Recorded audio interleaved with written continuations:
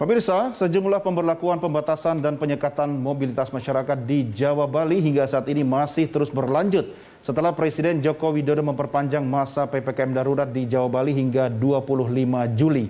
Namun istilah darurat saat ini sudah tidak digunakan lagi dan menggunakan istilah pelevelan 1 hingga 4. Setelah PPKM Jawa Bali diperpanjang hingga 25 Juli, aktivitas penyekatan di perbatasan Jakarta dengan wilayah penyangga ibu kota Tangerang, Banten masih terus dilakukan. Di pos penyekatan di Jalan Dan Mogot Kalideres, Jakarta Barat di hari pertama masa perpanjangan terpantau padat, terutama saat petugas melakukan pemeriksaan. Dalam pemeriksaan ini, pengendara yang tak bisa menunjukkan surat tugas ataupun surat tanda registrasi pekerja atau STRP akan diminta putar balik oleh petugas. Nggak mau kayak gini, cuma merasakan warga masyarakat. Kitanya juga mau kerja, mau apa. Kalau ditanya kayak gitu kan susah. Emang Mas nggak dikasih surat untuk sama perusahaannya atau gimana? Nggak dikasih, belum ada. Di Jawa Timur, sejumlah daerah yang masuk dalam kawasan zona merah juga masih terus melakukan langkah antisipasi penularan COVID dengan pembatasan aktivitas melalui penyekatan di sejumlah perbatasan antar daerah dan pulau. Di Pelabuhan PT Indonesia Ferry cabang Ketapang, Banyuwangi, sejumlah petugas gabungan masih terus melakukan pemeriksaan terhadap para calon penumpang.